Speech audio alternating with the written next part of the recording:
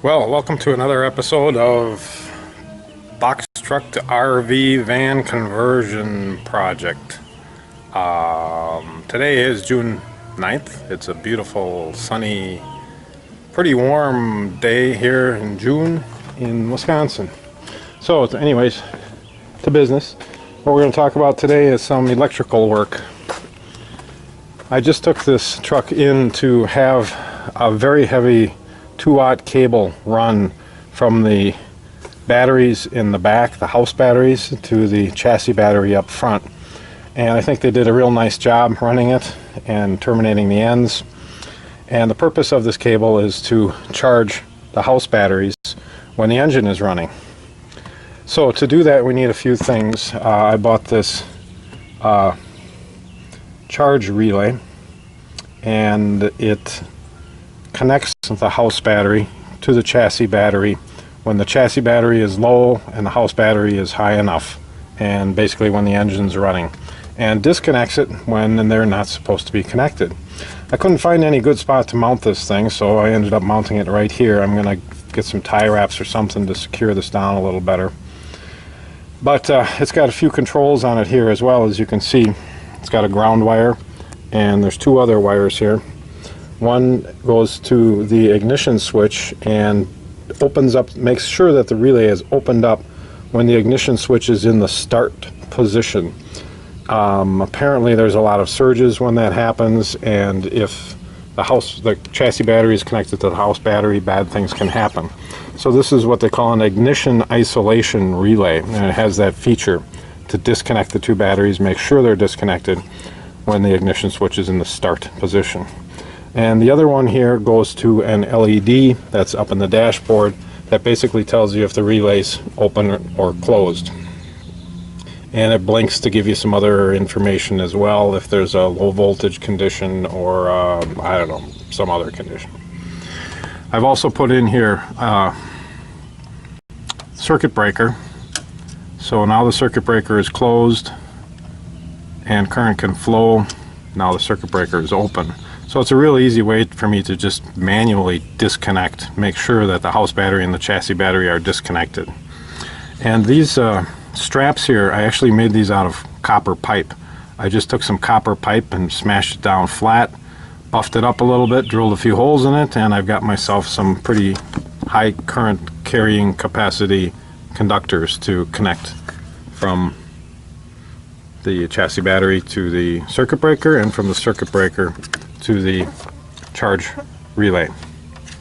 So that work is all done up front. You can see I ran this 16 gauge wire around here, and it comes up underneath the chassis, underneath the dash, and up underneath here. One side is connected again into the ignition switch to the start position, and the other one I put this little green LED mounted on the dash right here. And again, that LED tells me if the relay is open or closed. So let's go around back.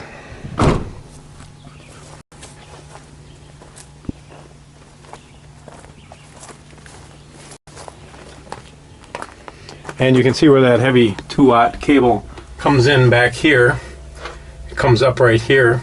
This is actually house cable. It's not the high flex battery cable.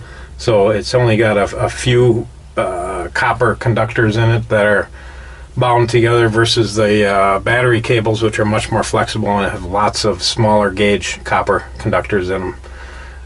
So I got it cheap. I got it at Menards. It was on sale. It was a scrap, and if I had to do it all over again, I'd probably get the high flexure stuff.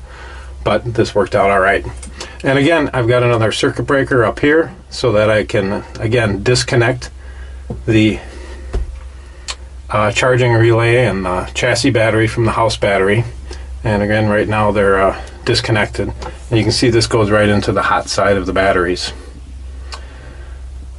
So that project is, I believe, done. I haven't tested it out yet, but I think it's going to work. I guess we'll find out soon. I'll show you what else I'm working on here today. I bought a backup camera. Let's take a walk back here first. I might have shown this before, but I mounted the backup camera way up on top there. And ran the power cable from that camera all the way up to the front.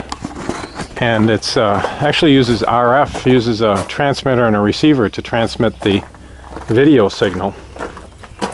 But it still needs power, of course. So the power cable from the camera in the back comes around up front here, and it sneaks down right here, and it sneaks up underneath here, and comes out right here. So this is where I'm going to power the camera in the back. And then the other part of the camera is right here. I bought a rear view mirror off eBay for like $8. I probably could have gotten one at a junkyard or something, but for the cost of the gas to get there and back, I just bought one off eBay. And I chopped the mirror off, and I mounted the it's a little loose here. I think it's going to be alright, we'll see. Mounted the display up front. And then the display cables, I just got done running them up underneath here, and they come up, and there's a little receiver part for the video signal, and then the power cables are right here. So you need power for the display and power for that little receiver module. So I need power here, and I think I'm going to tap off of this light. This light's a little strange. Can't get it to turn off. It just kind of stays on all the time. And I think there's a delay switch down here, but it seems like no matter where I put that delay switch, this light just stays on. So I'm waiting for it to turn off to figure out just how I'm going to do that, but I think I can tap into there and use that because this light's certainly on, seems to be on when the ignition's on. I'm not sure if you can even turn it off. I'm trying to figure that out. Anyways, this is cable for another light that I plan on putting up under here. I was going to put an LED strip here with a switch that you could turn on at any time. So even if this was off, you didn't have to go up front to fumble around to get a light here. There'd be a switch here with a light that would illuminate the cab area. So, working on a little electrical today. And what else can I show you that's new here? I think I've shown most everything. These are the low voltage cables. There's a feed cable here. I think we've been through this before, so I'm not going to bore you again. So I think that's what's new for today. We're going to call that a wrap-up.